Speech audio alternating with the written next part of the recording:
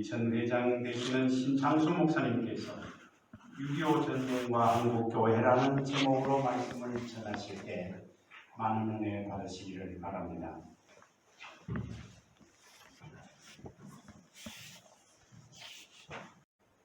하나님의 나라는 죽음을 경험한 거듭난 나라를 말합니다. 죽음을 경험한다고 하는 것은 참으로 중요한 일입니다. 오늘 말씀을 드리려고 하는 총 설교의 내용이라고 저는 생각합니다.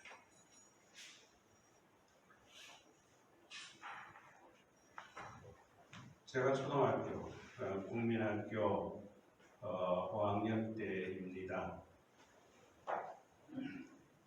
학교 선생님이 이 6.25 노래를 가르쳐 주었습니다. 전교 학생들을 다 불러놓고 이 노래를 가르치는데 얼마나 힘들었는지 그래도 참 옳게 잘 가르쳐 주었습니다.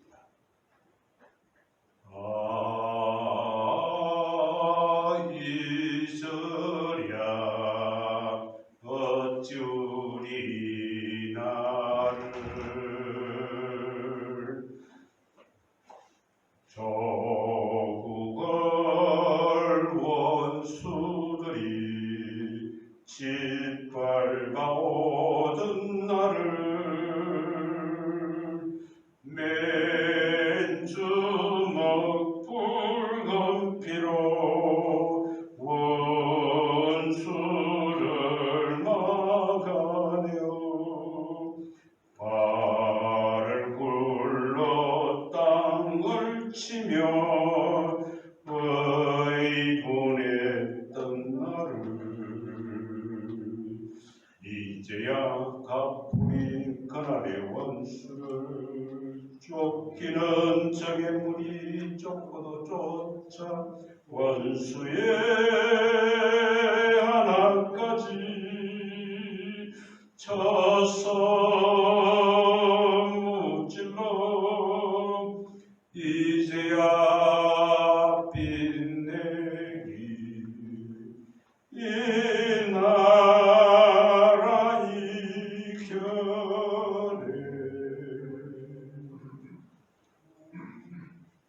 초등학교 때 배웠던 것이 아직까지 잊혀지지 아니하고 내 머릿속에서 맴도는 노래입니다.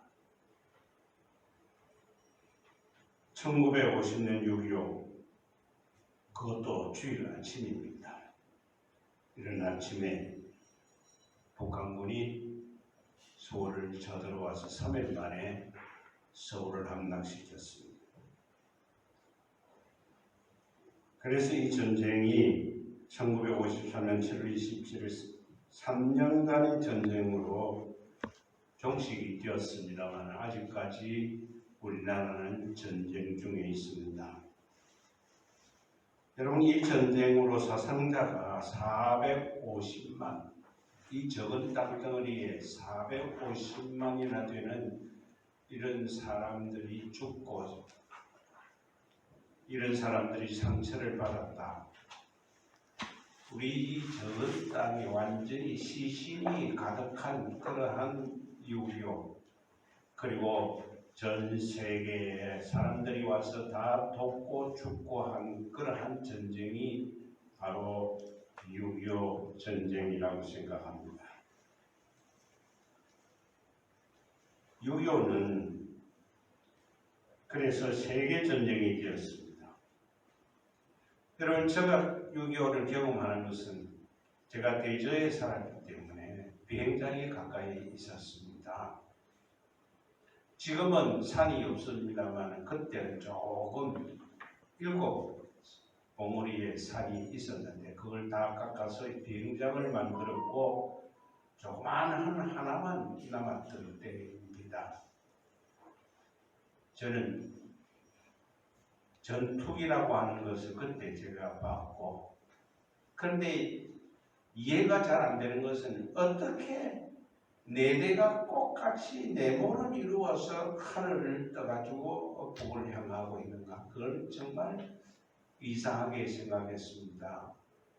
각자 다 전응사가 있을 텐데 그 전응사가 꼭 하나를 만들어서 네 개의 그러한 전투기가 편대를 이루어서 북을 향하는 것은 하루 종일 이루어졌고 돌아오는 그런 비행기 소리가 정말로 귀를 아프게 했던 그러한 기억을 가지고 있습니다. 그래서 저는 제트기 소리, 대포 소리를 들으면서 6.25가 얼마만큼 피비린 나는 전쟁이라고 하는 것을 경험했습니다. 저는 대상국민학교에 다녔는데 그만 그 좋은 학교 육군수송부가 차지하고서 우리는 배창고로 돌아다니면서 공부하는데 그때의 책걸상을 들고 배창고로 가는 그 길이 얼마나 어려웠던지 참으로 힘들었던 그러한 초등학교 생활을 저는 생각하고 있습니다. 많은 사건 중에 잊을 수 없는 사건은 저희들이 공부하고 있던 그러한 곳에서 약 한 200~300m 떨어진 그 신장로 부락에 제트기 소리가 요란하더니 꽝 하는 소리와 함께 검은 연기가 치솟았습니다. 꼭 북한이 폭격을 한 것 같은 그러한 폭음을 내면서 떨어진 것입니다. 사실은 여러분 제트기가 훈련을 하다가 북마간 66,000볼트 전기선에 다음으로 말미암아 한순간 폭격을 당한 것 같은 폭음을 내면서 떨어진 것입니다. 그 사건으로 대저면 신장로 부락 주변 수리조합과 주위 모두를 덮쳐서 그때 당시 수리조합 직원 33명 그 주위에 있는 많은 사람들이 한순간에 돼지를 거슬러 놓은 것처럼 그렇게 해서 시신이 발견되었습니다. 여러분 도로변이 이발소에서 이발하던 사람이 털이 날아갔다. 여러분 참 기이하죠. 평양에서 피난온 안형된 장로라는 장로님이 참으로 잘생겼습니다. 식구들과 함께 피난을 와서 신장로 부락에 있었는데 마침 그의 아들 장가 보내기 위하여서 다 모였는데 이게 떨어졌습니다. 풍지박산이 되어버리고 안 장로님은 화상을 입어서 치료를 해도 이마에 하얗게 된 그러한 부분을 우리가 보면서 살았는데 그분은 대지교회 묘지에 안장되어 있습니다. 식구들은 살아있는 줄로 알기는 합니다만은 밀양 이후에 별로 와본 적이 없는 그러한 모습으로 제 눈에 들어와 있습니다. 근데 이 제트기가 떨어지면서 100m 이상 되는 그런 논 가에 있는 집들을 그냥 뒤집어 버렸습니다. 하여튼 간에 여러분 제트기는 파편 몇 개 발견하고 여러분 조종사는 아예 시신이고 뭐고 찾을 수 없는 그러한 것이 되어버리고 말았습니다.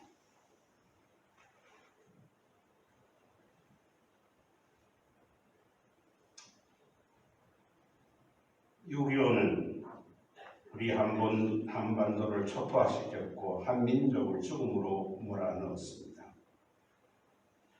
가족들을 해체시켜버렸고 국민 모두가 피난민이 되게 했습니다. 한반도가 광야가 되어버린 것입니다. 온 땅에 시체가 가득했습니다. 곡하는 초상집이었습니다. 곳곳에 재앙이 가득했습니다. 희망이 보이지 않았습니다. 남한에는 유엔군, 북한에는 중공군, 그래서 세계전쟁이 된 것입니다. 6.25 때 한국교회는 피난민 수용소로, 통곡의 자리로, 부흥의 자리로, 구제품 나눔의 자리로 변신했습니다. 저는 어릴 때 학교가 정말 싫었습니다. 그러나 교회는 너무나 좋았습니다. 친구들도 좋고 선생님도 좋았습니다. 그런데 6.25가 발발한 후에 교회 갔더니 피난민이 짐들을 가지고서 교회당에 가득 차 있었습니다. 나는 낯선 사람이 너무 싫었습니다. 그런데 어머니께 꾸지람을 무척 많이 듣고 생각해 보았습니다. 나도 저렇게 집을 떠나 피난민이 됐다면 어땠을까 생각하면서 내가 피난민이 안 된 것을 감사하면서 모든 생각을 바꿨습니다. 여러분, 한국교회는 변화하기 시작했습니다. 9.4.1생으로 살았기 때문에 찬송과 기도가 뜨거웠습니다. 기도도 회개의 기도가 여러분 교회를 차고 넘쳤습니다. 당시 성도들이 부르던 찬송을 보면 비난처 있으니 환난을 당한 자 이리 오라. 땅들이 변하고 물결이 일어나 산 위에 넘치네 도력 잡네. 여러분 6.25를 만난 그리스도인들은 참으로 힘들었습니다. 그러나 한국교회는 영혼의 불길처럼 타오르기 시작했습니다. 말씀도 뜨겁고 주님께 매달려서 사는 회개의 부르짖음도 뜨거웠습니다. 서로 돕기 시작했고 부산에 있던 기성교회가 가득 찼기 때문에 피난민교회가 세워지기 시작했는데 오늘의 부산 영락교회, 부산 산정영교회, 부산 동신교회 등 이 교회들이 등장해서 교회를 가득 채웠습니다. 1965년 제가 동신교회 교육전도사로 일할 때 6.25 동란 15년 후입니다만 정말 신앙심이 그들에게 너무나도 깊다는 것을 체험했습니다. 참 6.25를 상기하고 신앙을 지키고 있는 그들이 참으로 부러웠습니다. 한국교회는 과원을 만들고 라이트하우스를 만들고 가족이 없는 사람들을 모아 그 모자원을 만들고 도움이 필요한 사람들을 위해 최선을 다했습니다. 김선태 목사님이 맹인인데 이 라이트하우스에 기거했습니다. 여러분 한국교회는 참으로 나눔의 장이 되었고 모든 미국 선교단체들이나 교회들이 보내온 그런 구제품을 나누는 그러한 구제품을 나누는 장이 되었습니다. 그런데 시간이 흐르면서 신비주의자들 많이 생겨나서 사이비 이단들이 기성을 부리면서 일어납니다. 자칭 예수도 대한민국에서 제일 많이 났습니다. 사람들은 자기 영역을 침범하는 일을 용납하지 않고 그대로 걸어갔습니다. 자기 나름대로 삶의 방식을 가지기 시작하면서 이단은 세계로 퍼져나가게 됩니다. 그러나 한국교회는 6.25의 광야 경험으로 세계 선교의 선두자리를 차지하게 됩니다. 한국인은 6.25 때문에 생활력이 강해서 단기간에 여러분 세계 10위권에 도달할 수 있었습니다. 6.25는 한국교회를 거듭나게 했습니다. 한국을 거듭나게 했습니다. 사람이 사는 목적을 실감나게 했습니다. 주님의 은혜를 누리는 신앙의 자유를 고통 속에서도 감내하는 그런 덕분이라고 저는 생각합니다. 6.25는 한국교회가 광야의 삶에서 하나님의 나라를 세움하는 것이라고 생각합니다. 성경은 창세기로부터 계시록 끝까지 연결되는 하나님의 나라의 잔치 이야기입니다. 본문 마지막으로 기록된 하늘나라 잔치를 기록한 것입니다. 6.25는 피비린내 나는 전쟁이었으나 그 그 결과는 하나님 나라를 세워가는 잔치자리로 만들었습니다. 주의 영이 계신 곳에 하나님의 나라입니다. 여기에 잔치는 죽음이 아니라 삶을 묘사하고 있습니다. 가지는 것이 아니라 나누는 것을 말합니다. 그래서 예수님이 오셔서 하신 일을 보면 예수님이 가지는 곳마다 죽음이 깃들지 않았습니다. 그렇기 때문에 예수님은 장례식을 하는 일이 없습니다. 죽음이 있는 곳에 생명의 환희를 보겠습니다. 나사로야 나오너라 할 때 나사로는 죽음에서 생명으로 다시 살아나게 되었습니다. 초상집은 잔치집으로 변했습니다. 주님의 영이 계신 곳에 자유함이 있는 것입니다. 여러분 병마에서 자유함을 얻었습니다. 주님이 계신 곳에 일등 포도주가 탄생되기도 했습니다. 주의 이름으로 모인 공동체는 주님이 베푼 잔치집이 되었습니다. 장례집에서 개선 행제국이 울려 퍼지는 개선의 장이 되었습니다. 우리는 사도 바울이 고백한 것처럼 성도를 온전케 하며 봉사일을 하게 하며 그리스도의 몸을 세우려 했습니다. 여러분 본문에 이야기하는 것은 그 잔치에 참여하는 신부는 깨끗한 세마포 옷을 입도록 그렇게 허락했는데 이 옷은 성도들의 옳은 행실이라. 여러분 한국 교회 교인들이 그때에 얼마나 사람들을 사랑했고 그들을 치유했기 때문에 오늘이 있던 거 아니겠습니까? 여러분 이 행실은 하나님과 교통하는 기도예요. 말씀대로 사는 신령한 행실을 하나님 잔치에 참여하는 것을 말합니다. 우리는 기도하면서 주님이 베푸신 이 잔치에 참여하고 있는지를 우리는 물어봐야 합니다. 우리가 참여하는 교회 공동체를 구원의 잔치집으로 만들어가야 하는 것이 우리의 책임입니다. 여러분 주님이 베푸신 잔치를 실행하는 권사가 이 땅에 있습니까? 여러분 이 비유에서 하나님은 잔치를 배설하고 모두를 초청하고 계십니다. 창조 때부터 잔치를 벌인 하나님은 에덴을 만들어 주셨고 예수님을 통해서 이 세상에 진정한 잔치를 베풀어 주셨습니다. 그리고 하나님은 요한계시록 마지막에 잔치를 예고하고 계십니다. 그 하나님의 나라는 은혜로 구원하는 사람들이 모여 찬양하면서 하나님께 영광을 돌린 찬양의 잔치인데 이것은 죽음을 경험한 사람들이 하는 것입니다. 잔치는 혼자 하는 것 아닙니다. 여러 사람이 함께 나누는 것입니다. 돈 받고 잔치 벌이는 것이 아닙니다. 초청받은 사람이 함께 기뻐하고 함께 공유하는 것입니다. 그래서 잔치는 통곡하는 곳이 아닙니다. 함께 사랑하고 함께 기뻐하고 함께 즐거워하고 함께 찬양하는 것입니다. 교회가 그런 겁니다. 우리 한국의 유교는 한국교회가 천국잔치를 만들어 갔습니다. 과연 이 잔치에 참여할 그러한 사람들을 보면 새로운 부류를 볼 수 있는데 성경에 보면 예수님께서 여러분 십자가를 지는 한 강도 그는 십자가를 예수님을 구원자로 믿었기 때문에 그는 구원을 얻습니다. 낙원의 허락을 받았습니다. 그리고 예수님의 뒤를 따른 십자가 뒤에서 울던 예루살렘의 여인들 아무도 울지 않았으니 이 여인들은 예수님을 사랑하는 마음으로 울었습니다.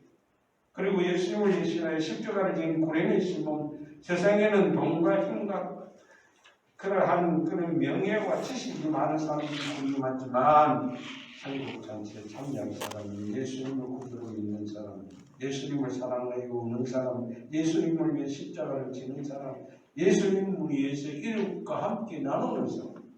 그래서 세상의 주류에 속한 니고데모, 아리마데메스, 고넬교도 이 잔치에 참여하고 있고 비주류인 막달라 마리아 같은 사람도 참여합니다. 여러분 유교는 많은 사람들이 생명을 잃었으나 그 고통 속에서 천국을 경험하는 사람들이 한국을 만들었습니다. 예수님이 살아계시기 때문에 유교는 한국을 세계화하기는 기회가 되었고 한국교회를 세계에 등장시키는 계기가 되었습니다. 그런데 오늘 우리 한국교회는 있었습니다. 유교 노래도 여러분 못 부르게 합니다. 이런 그런 한국이 어디 있습니까? 여러분 우리 한국이 북을 침범했다고 하는 정조도 있습니다. 이런 미친놈들이 어디 있습니까?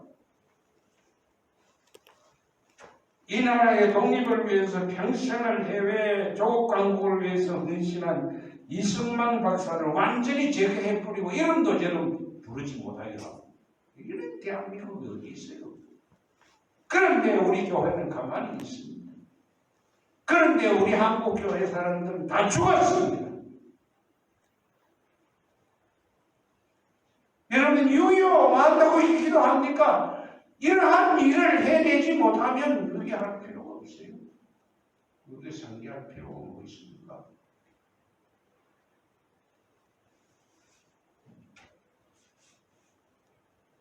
이스라엘 백성이 광야에서 불평불만한 것은 잠시 하나님이 안 계신 것 같았기 때문인데요. 광야는 생명의 유혹을 받을 수 있습니다. 그러나 하나님과 소통할 때에 이스라엘에게 문제 해결이 있었습니다. 여러분, 한국 교회가 나라를 살리는 그러한 공동체가 되기를 기도하십시오. 그럴 때 하나님은 이 땅을 통치해 주실 줄 믿습니다. 기도합시다. 하나님